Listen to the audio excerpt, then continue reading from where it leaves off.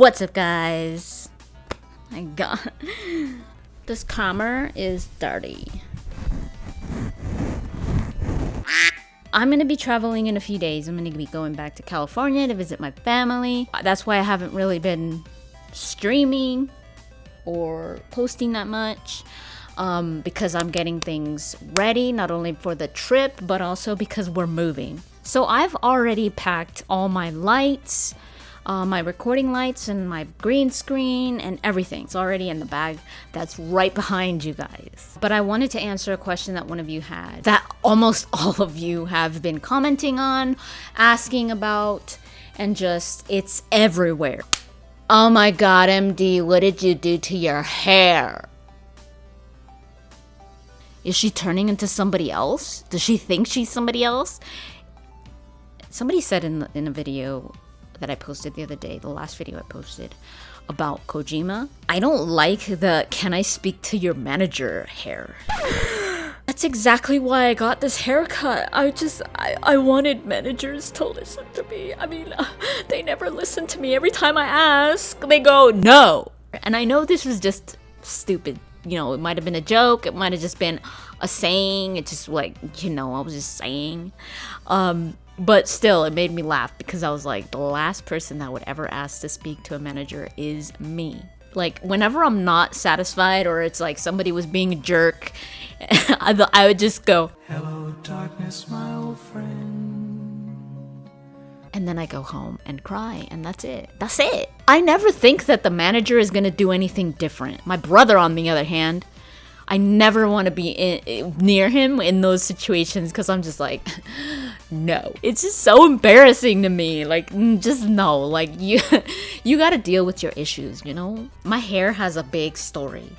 Before I cut it, I was like, you know what? I want to cut my hair. It was during the summer. Edmonton had no summer. In restless dreams I walked alone. Story short, I went and I got my hair cut into a little bob. If I put like a lot of effort into it, where I would hair dry it, curl it, and all that stuff, it looked really cute. But I was like, ain't nobody got time for this nonsense. I hate giving time to my hair, as you can tell. And I haven't spiked it in a while. Like, it's just been down for the longest time, and I was just like, whatever. I had it like this yesterday, and I woke up like this. Then when I try to bring it down when it was up a night before, no girl, just no. I'm not even packing. That was the point. I'm gonna pack my Razer Kio webcam while we talk. Every time you come back from the hair salon, they do all this nice stuff and they make it all nice, and then you go home and you're like, there's no way in hell I'm ever gonna make it like this again. So when it went back to normal, to my normal hairstyle, without it being worked on, or me putting effort into it, like doing anything with it, it just looked like I was a soccer mom. I don't know what that means. Like, I don't know what a soccer mom's hair looks like, but when I looked in the mirror, I was like, I'm a mom. No, because I'm not a mom. I mean, I'm Charlie's mom, but...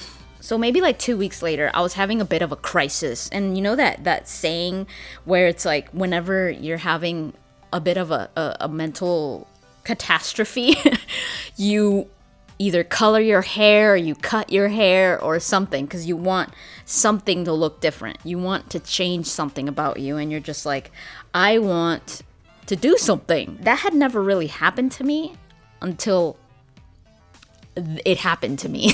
It was just a really hard week, and I was like, screw it, I want an undercut. And I told Nick, I want an undercut. He was like, are you sure? He was kind of scared because he was like, what if it looks bad? And I understand where he was coming from, because he was like, if it looks bad, I'm gonna feel so bad, or what are we gonna do if you don't like it and all that. I was like, if you don't do it, I'm gonna do it. He made the undercut, but then I would put my hair down and you couldn't see it at all. It was just not there, and I was like, pointless.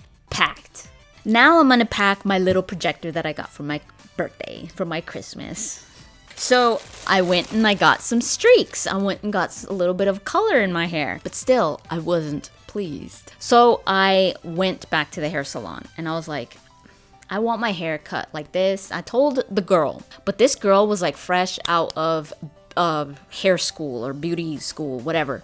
Because she was, I don't know, I think she was like 19 or 20. She was young, but she just looked so unsure about herself. And I was just like, I showed her like 5 pictures of what I wanted. I basically wanted just a shorter cut where you could see the undercut. Her hands were shaking when she was cutting my hair, and I was like, when she was done, like 2.5 hours later, she was just inexperienced. That was it. It was just that she didn't have a lot of experience, which, you know, that's not her fault. That was my fault for just going with it, but at least she got some practice. I literally ran home. I was like, I looked like an idiot. It was off. It was crooked on one side. It was so bad. And I was just like, oh my God, no. No. So I kept that maybe for like a weekend or something. I told Nick, I was like, dude, you need to help me. I wasn't happy. I didn't even want to film. I didn't want to do anything because I was like, I don't want people to see me like this. He's very particular about the things he does. So I was like, I know it's going to be straight. It's going to be way straighter than what the girl did to me. There was really no way of fixing it without us just cutting the sides. So I was just like, just go for it. Whatever. I don't care anymore. So he cut it and it ended up turning into a mohawk. That was my short mohawk phase, as you guys saw on YouTube. I was like, oh my God. You know, a lot of people were really nice and they were like, oh my God, it looks awesome.